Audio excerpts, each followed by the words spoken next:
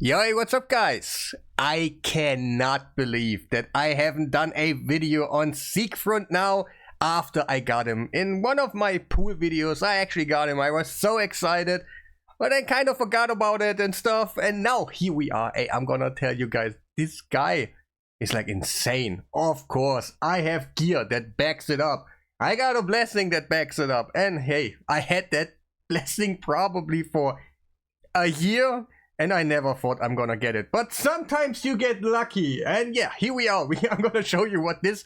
Hey, right now, I think you know already what this guy can do in some videos, like one shot and in the full team and stuff. But I'm gonna do solo runs. Because I just thought, kind of, it's interesting. Because he can do some crazy stuff. So I got 8,500 attack, 271 speed, and about 405 crit damage. I have the cat's gaze on him, of course. Like, yes, I want it. It's kind of odd to make him for my solo runs. I want to have like full crit rate and stuff like this. But for example, his A2, now A2E, he ignores some defense already. So if you only want to do A2E spam, you don't actually need that much ignore defense and stuff. So you can go other gear on him. It's actually really nice. But then also the other skills are not hitting that crazy anymore because the ignore defense effects are all gone and stuff. This one has like the pumpy super skill, but this one doesn't. So I decided for myself, I go ignore defense right here, and then I go for the crushing grant. That's kind of the point of it overall, because what you're gonna take for your team, for your Siegfrund is a little bit different, because like the ignore defense, sometimes you don't need it because you have it already on a skill, and that's the only thing you focus up, just to obliterate your enemies. Or you want to have a like overall more ignore defense for the other skills like A1s and stuff. So I decided for everything, and I'm gonna show you what this guy can do. I actually recorded some videos. Wait, I gotta open it up. Alright. This guy is on another level sometimes. But there's one weird thing about him. Totally. If you want to do solo runs, you don't want to have any other team partners. He's like, no, I got this. I don't want to share the prices with anybody else. It's just me. But let's go in Dragon first of all. Like, I think, wait, you can actually hear some, or I can hear something. Yes. But yeah, Dragon is nothing new. He just goes in, they're gone. And then he does about 1 million damage per 8-3 what he does. It's not that crazy, but overall, if I had increased attack and weaken and a lot of debuffs and stuff, I can do more. Maybe you want to see a video where I'm gonna show you the ice golem later on. He can do it solo, but also I had another run. Okay, I actually don't have it right now. I gotta prepare another video, but I had another video where it's like insane damage. I was like, wow, this is legal. Like for real, this champion is legal. And you gotta know one thing about him. He was one of the first batch about mythical champions. My buddy, Daddy Durham, he pulled it. And he was so friendly. He was like, Bronco, come on, you gotta test him out. Make a video about him. I showed him, and he was the worst thing ever. He had nothing special. Everything was kind of really bad about him. So, and now, nowadays, it's a little bit different. Where he goes in and does Iron Trance just by himself. Why can he actually do that?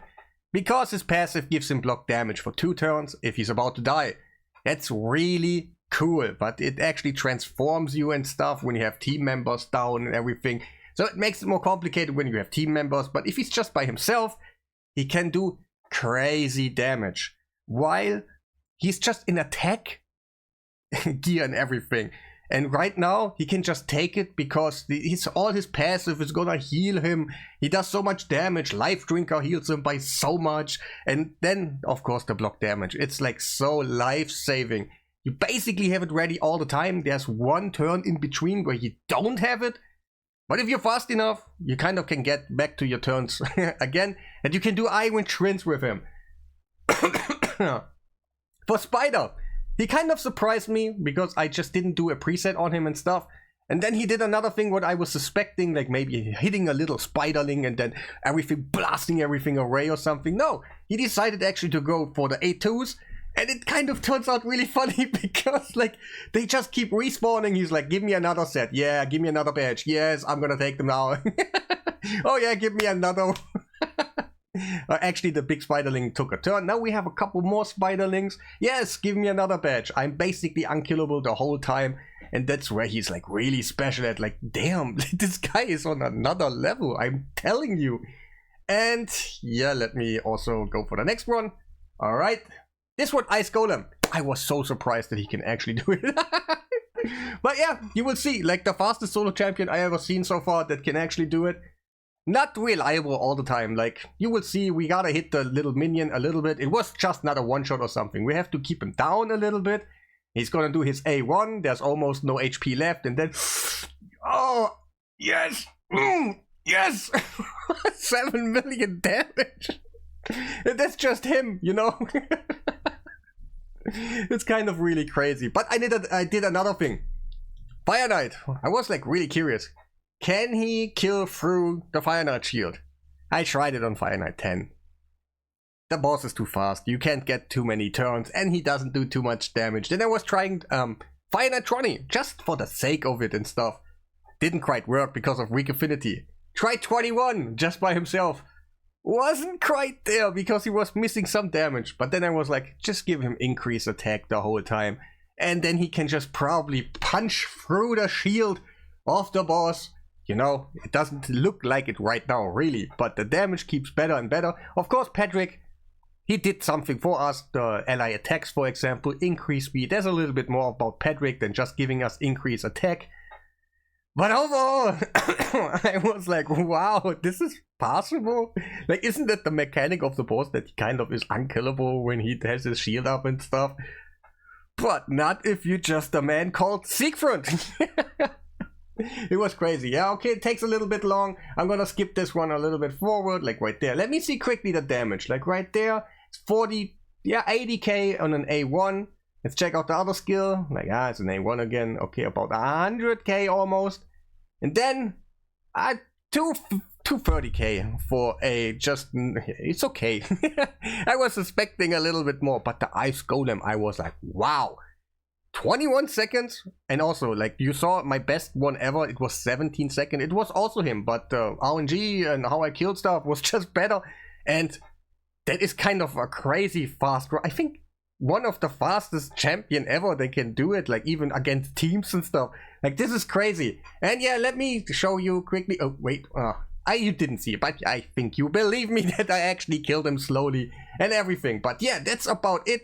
Kind of about the champion, because yeah, you know what he can do solo. And I think I also gonna do another video where I just bring him in to do a whole team, like in I heard that Ice Golem one.